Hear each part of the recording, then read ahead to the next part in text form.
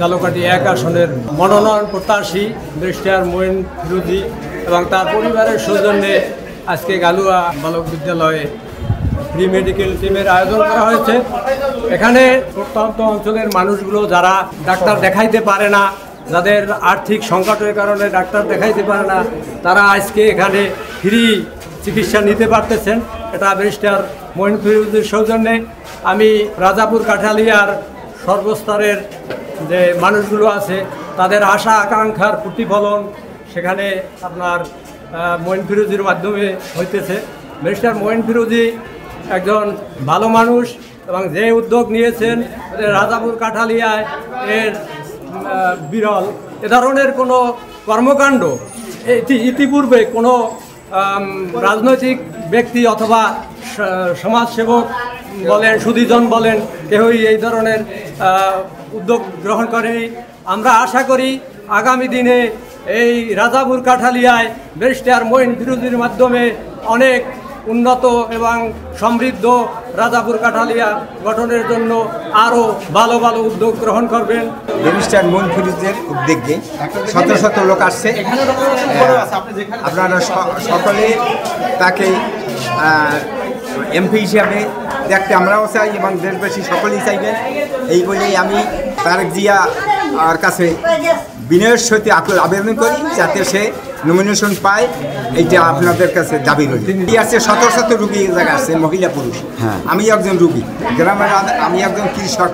Barrister Moin ফিরোজী স্যারের যে আপনার এই যে উদ্যোগ, এটা আসলে আমাদের গালুয়া ইউনিয়নে এরকম আগে কখনো হয় নাই, এই প্রথম। এতে অনেক বহুত মানুষ, মানে এটা আপনারা দেখেন তাইলে বোঝা যাবে যে বহুত শত শত মানুষ আসছে, প্লাস আপনার ডক্টর দেখাচ্ছে, প্লাস আপনার এই যে মেডিসিন দিচ্ছে, অনেক ভালো ভালো মেডিসিনগুলো দিচ্ছে। এগুলো আসলে গালুয়া ইউনিয়নে খুব সচরাচর দেখা যায়, রাজাপুর ইউনিয়ন বা থানায় দেখা যায় না। কিন্তু এটা খুবই ভালো উদ্যোগ, খুবই ভালো উদ্যোগ যে এরকম যদি প্রতি বছর বা 2 মাস 6 মাস পরে একটা হয়, তাহলে গ্রামের মানুষ তো আসলে অত টাকা পয়সা দিয়ে চিকিৎসা অনেক সময় করতে পারে না। ভালো ডক্টররা যদি আসে সেক্ষেত্রে দেখা যায় তারাও একটু ভালো আপনারই পাইলো, চিকিৎসা পাইলো, মেডিসিন পেলো, সব কিছুই খুবই ভালো। এটা খুবই ভালো উদ্যোগ।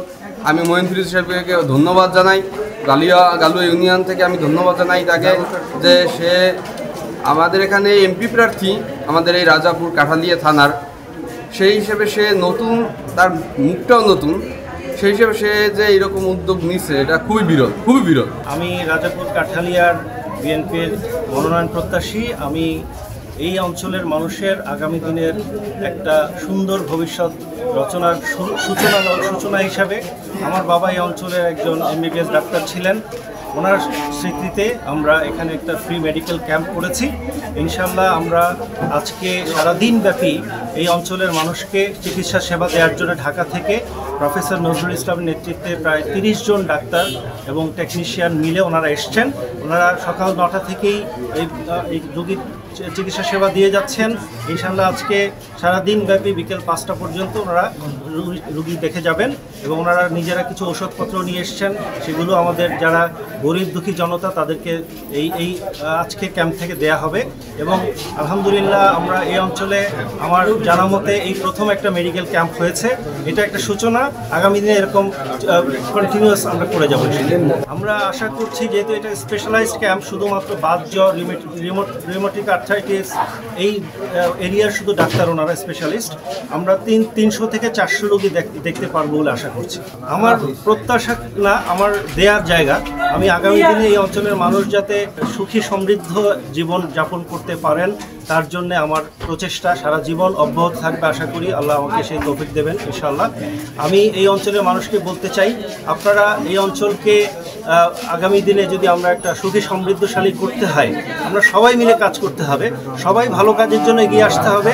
একজনের ভালো কাজের দেখা দেখি আশা করি সবাই আগামী দিনে একইভাবে আমার মতো আরও অনেকে এ ধরনের প্রোগ্রাম হাতে নেবেন এবং সবাই মিলে যদি একত্রে কাজ করি বেশি সময় লাগে না একটা অঞ্চলের উন্নত হবে। আজকের দিনটি আমার কাছে একটি অন্যরকমের দিন।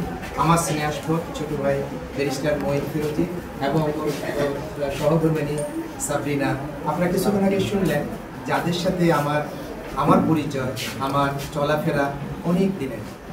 আপনারা জেনে খুশি হবেন যে আমি আমাদের একটা দল, আমরা আজকে এখানে এসেছি প্রায় 33 জন ডাক্তার, নার্স, ফার্মাসিস্ট সহ এবং যথেষ্ট পরিমাণের ওষুধ নিয়ে আপনাদের এই রাজাপুর এবং কাঠালিয়ার বাতের রোগীদের মাঝে সচেতনতা এবং ওনাদের এই চিকিৎসার ব্যবস্থা করা। আপনারা জানেন যে বাতের রোগের প্রকোপ বাংলাদেশে প্রায় শতকরা 26 থেকে 27% মানুষ বাতের কষ্টে ভোগে। এই কষ্টটা যার রয়েছে উনি জানেন কষ্ট কত বেশি।